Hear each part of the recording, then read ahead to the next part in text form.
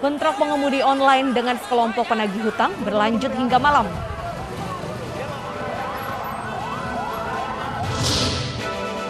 Dua karyawati tewas saat sedang bekerja di sebuah bank.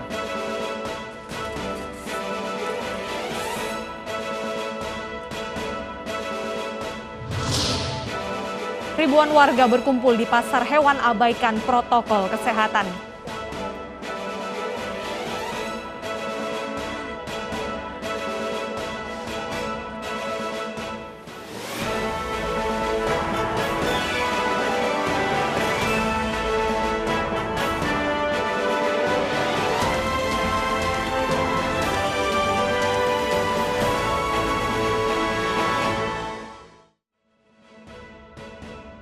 Selamat siang pemirsa, saya Wilson Purba kembali hadir ke hadapan Anda dalam program iNews Siang. Selain 3 informasi utama tadi, redaksi kami juga telah menyiapkan informasi menarik lainnya, dan informasi pertama akan disampaikan oleh rekan saya Bernadetta Ginting. Selamat siang Bernadetta, informasi apa yang kita punya dalam iNews Siang hari ini? Selamat siang Wilson dan juga pemirsa. Hari ini kita memiliki informasi terkait dengan beredarnya jenis-jenis obat yang diklaim masyarakat bisa menyembuhkan gejala COVID-19. Akibatnya pemirsa, obat-obatan tersebut habis diburu warga padahal belum ada obat resmi yang bisa menyembuhkan COVID-19. Kita akan membahasnya siang ini terkait efektivitas dan keamanan mengkonsumsi obat-obatan tersebut. Dan pemirsa, inilah iNews Siang selengkapnya.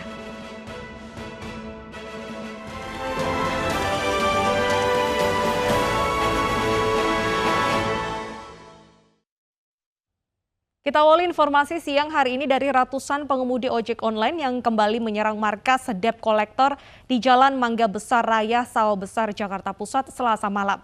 Setelah sempat kewalahan, polisi akhirnya berhasil memukul mundur para pengemudi ojek online sambil melepaskan tembakan peringatan.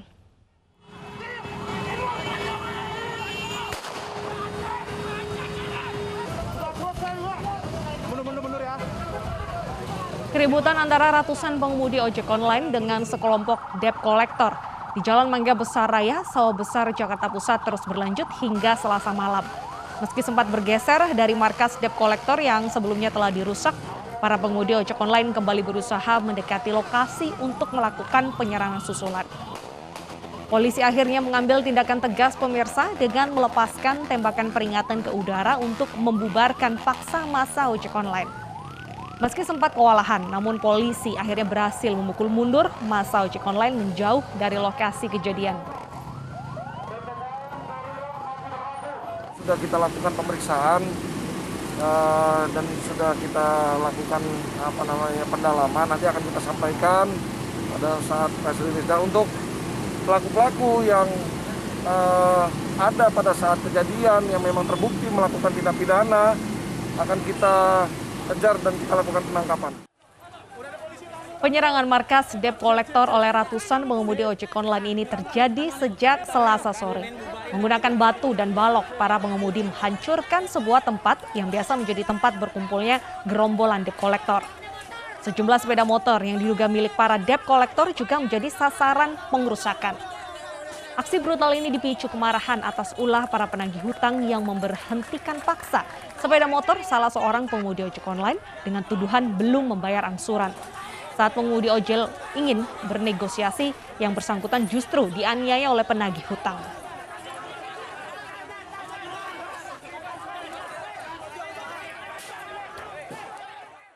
Pemirsa, 2 kelompok pemuda di Bekasi, Jawa Barat bentrok akibat rebutan lahan parkir. Polisi pun menahan 2 orang yang terlibat bentrok karena membawa senjata api.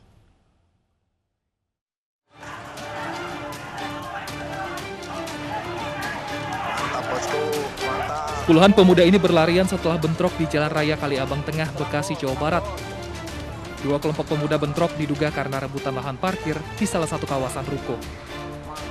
Bentrokan yang meresahkan warga ini pun langsung ditindaklanjuti kepolisian. 4 orang ditangkap oleh Polres Metro Bekasi Kota. 2 diantaranya langsung ditahan karena membawa senjata api. Atas nama Bastian yang mengaku dari Ormas Kibas, didapatilah senjata rakitan yang berwarna silver berikut 4 butir pelurunya. Beserta didapatkan juga kelewang, ya. Nah, setelah dari atas nama Bastian, lanjut Dari kerumunan tersebut juga didapatkan atas nama Erwin. Bentrok antar dua kelompok pemuda ini bukan pertama kali terjadi. Akibat kejadian ini, lalu lintas di Jalan Raya Kaliabang Tengah, Bekasi, Jawa Barat sempat tersendat. Dari Bekasi, Jawa Barat, Rahmat Hidayat, iNews melaporkan. 2 orang pegawai bank ditemukan tewas di dalam kantor yang berada di Bondowoso, Jawa Timur. Polisi masih menyelidiki penyebab keduanya meninggal dunia.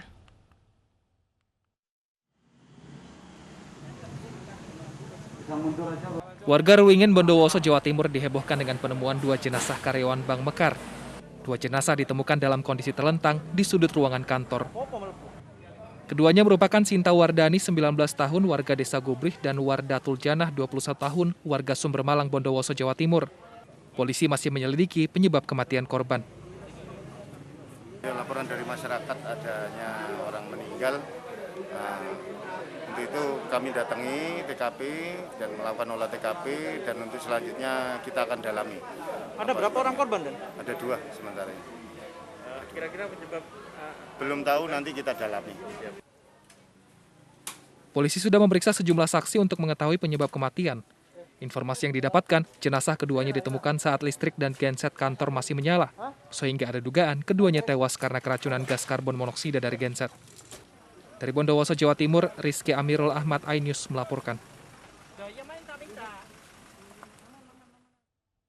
Depresi berat akibat diberhentikan kerja, seorang pria di Kabupaten Tangerang, Banten melukai leher seorang bocah dengan pisau. Pihak kepolisian akan memeriksa kondisi kejiwaan pelaku.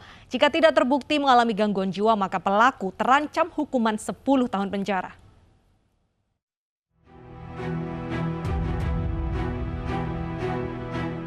Pria berinisial RS, warga perumahan Mustika Tigaraksa, Kabupaten Tangerang, Banten, diamankan polisi setelah melukai seorang bocah berusia 2 tahun yang tak lain adalah tetangganya sendiri Senin siang.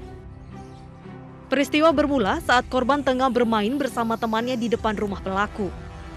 Tiba-tiba pelaku datang dan melukai leher korban dengan pisau. Warga yang berdatangan setelah mendengar teriakan orang tua korban langsung membawa korban ke rumah sakit, sementara pelaku diamankan ke Polsek Tigaraksa. Pelaku diduga depresi berat setelah diberhentikan dari tempatnya bekerja. Dia bawa pisau aja bolak-balik di sini di tempat ibu lagi masak kan. Bolak-balik dia mondar-mandir bawa pisau, cuma namanya saya nggak tahu kalau itu mau kayak gitu ya. Pikiran orang biasa, dia juga tadinya biasa nggak ini apa. Kami harus periksakan ke psikiater. Nanti hasil dari psikiater apakah dia ada gangguan kejiwaan, hanya psikiater lah yang berkompeten untuk menyampaikan itu, menilai bahwa dia itu ada gangguan kejiwaan. Jika nantinya kondisi kejiwaan pelaku dinyatakan sehat, pelaku akan dijerat pasal penganiayaan dan Undang-Undang Perlindungan Anak dengan ancaman 10 tahun penjara. Dari Tangerang, Banten, Aimarani, iNews melaporkan. Ayah sejatinya memiliki peran untuk melindungi buah hatinya. Namun pemahaman ini tak tercermin dalam diri seorang pria di Blitar, Jawa Timur yang tega mencabuli putrinya selama bertahun-tahun.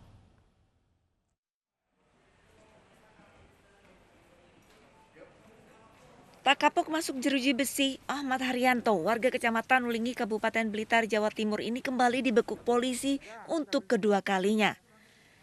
Kali ini dirinya ditangkap unit perlindungan perempuan dan anak Satreskrim Polres Blitar usai mencabuli anak kandungnya sendiri. Pelaku mencabuli putrinya sejak kelas 6 SD hingga SMP kelas 8, usai bercerai dengan istrinya. Perbuatan pelaku terus berulang setelah pulang dari penjara akhir tahun lalu. Korban yang hanya tinggal bersama ayahnya semula tak berani melaporkan kejadian ini kepada siapapun. Korban pulang ke rumah ibunya. Di situ dia menangis. Habis itu ditanya kenapa, tidak mau menjawab awalnya. Mau diajak lagi ke rumah bapaknya ini, tidak mau. Akhirnya dipaksa, kenapa? Akhirnya mengakuilah bahwa telah disetujui oleh bapaknya. Seperti itu kronologisnya. Pelaku dijerat pasal 81 Undang-Undang Nomor 35 Tahun 2014 tentang Perlindungan Anak dengan ancaman hukuman maksimal 15 tahun penjara. Dari Blitar, Jawa Timur, Robi Ridwan, iNews melaporkan. Pegawai bengkel di Bogor, Jawa Barat menemukan jenazah wanita di dalam mobil yang sedang diservis. Polisi pun memburu pelaku dan memeriksa sejumlah saksi, termasuk seorang warga negara asing. Di dalam mobil jenis SUV ini, pegawai bengkel di Jalan Jaden Kanan Tanah Baru, Bogor, Jawa Barat menemukan potongan jenazah. Korban mutilasi ditemukan di dalam boks plastik yang diletakkan di bagasi mobil. Mobil SUV ini dibawa ke bengkel menggunakan mobil derek 1 pekan lalu. Pegawai bengkel yang menemukan jenazah pun langsung melaporkan kejadian ini ke polisi. Korban ada di dalam sebuah kotak di bagian belakang. Jadi sampai di bengkel ini sudah sekitar 5 hari. Nah, tapi nanti selebihnya nanti akan kami sampaikan sama saudara. Laki-laki perempuan. Kenapa? Kelaminnya. Diperkirakan perempuan. Usianya? Nah, nanti karena tidak bisa dilihat secara kasat mata ya, nanti kami perkembangan akan sampaikan lagi. Polisi sudah memeriksa sejumlah saksi termasuk seorang warga negara asing, sementara identitas korban masih diselidiki. Dari Bogor, Jawa Barat, Furqon Munawar, iNews melaporkan. Bagaimana kronologi temuan jenazah di Bogor, Jawa Barat tersebut? Kita sudah terhubung dengan Kapolresta Bogor, Kombes Susatyo. Selamat siang, Pak Susatyo. Ya, selamat siang, Mbak. Baik, Pak Susatyo, saya ingin mengkonfirmasi terlebih dahulu apakah korban benar merupakan korban mutilasi atau korban pembunuhan?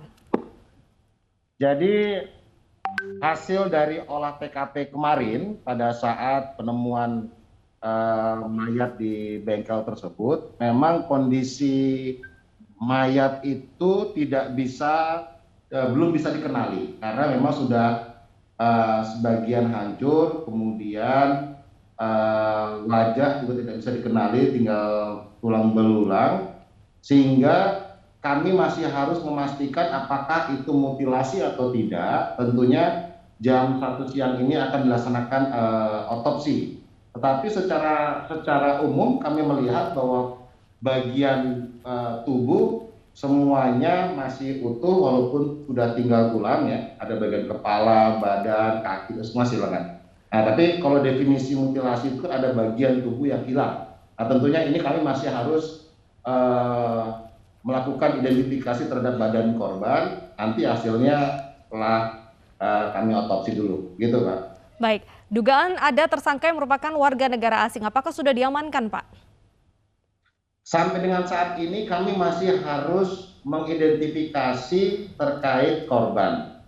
Tentunya data pembanding harus kami dapatkan. Sehingga kami belum bisa mengatakan apakah ini warga negara asing atau negara Indonesia. Ya, sehingga masih harus kami lakukan identifikasi dengan jasad yang ada saat ini dengan data pembandingnya. Nah, saat ini kami masih berusaha mencari apakah itu nanti dengan hasil otopsi ataukah nanti dengan hasil dari tim yang saat ini masih bekerja di lapangan. Tentunya nanti kami harus benar-benar cermat dalam mengidentifikasi mayat ini. Baik, Pak Susatyo, lantas bagaimana kronologis mobil yang membawa jenazah ini bisa berada di tempat servis? Apakah memang sengaja ditaruh di situ?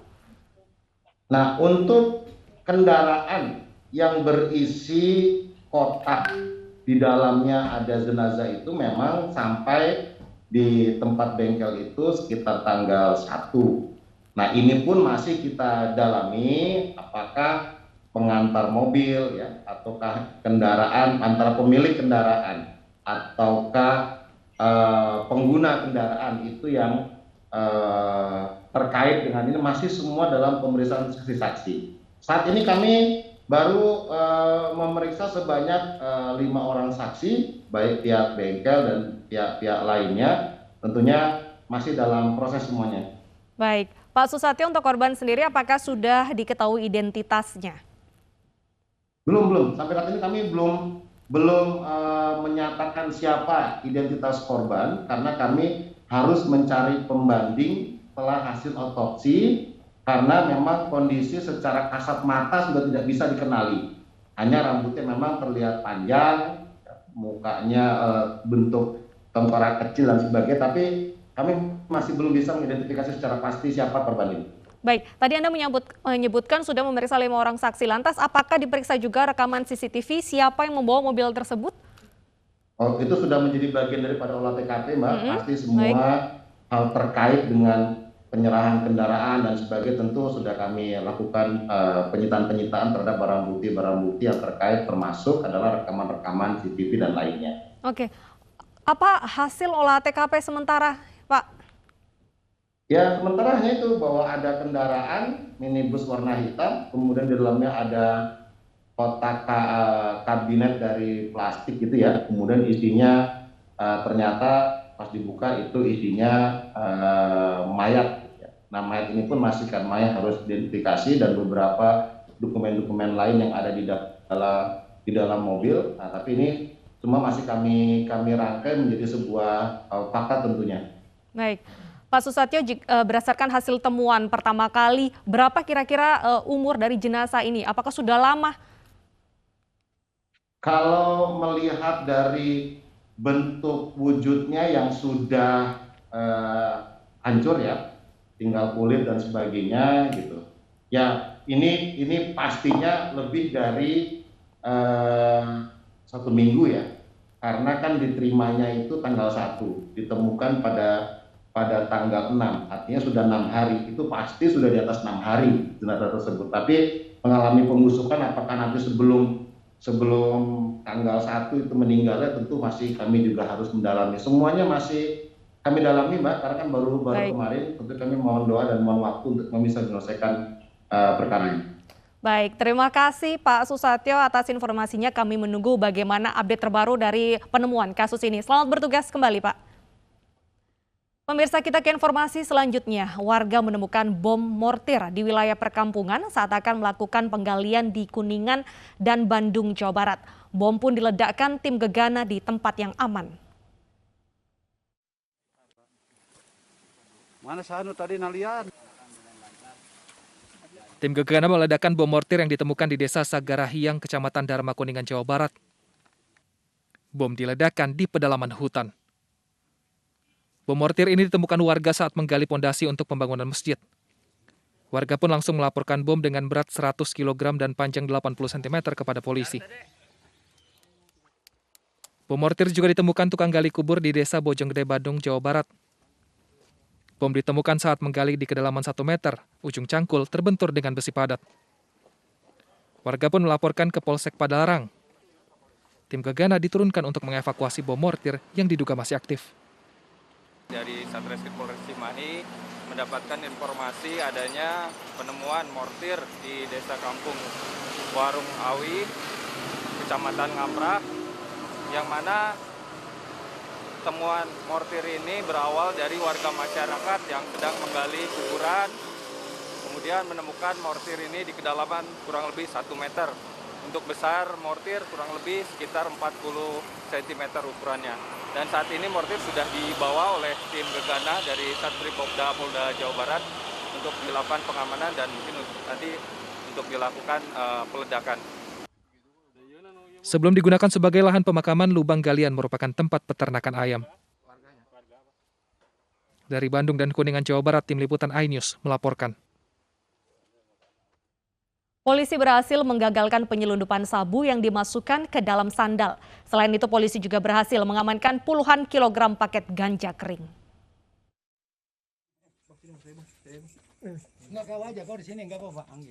Komplotan pengedar narkoba asal Medan, Sumatera Utara berhasil ditangkap polisi.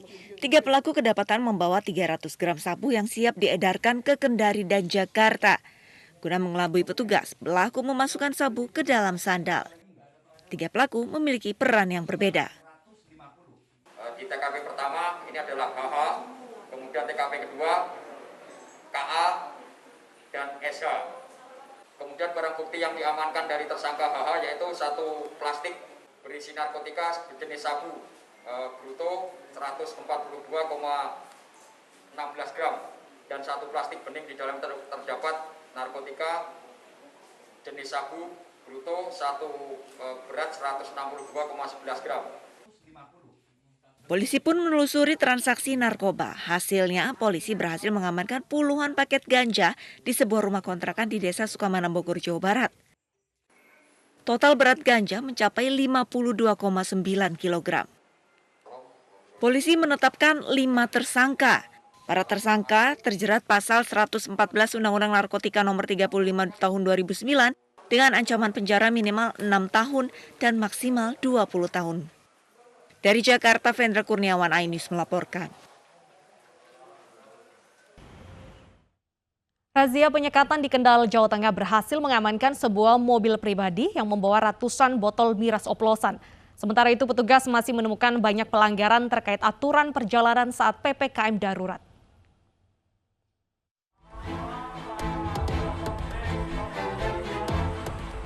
Tim Satgas Penanganan COVID-19 Kendal, Jawa Tengah melakukan pemantauan penyekatan di gerbang tol Kaliwungu pada Selasa malam.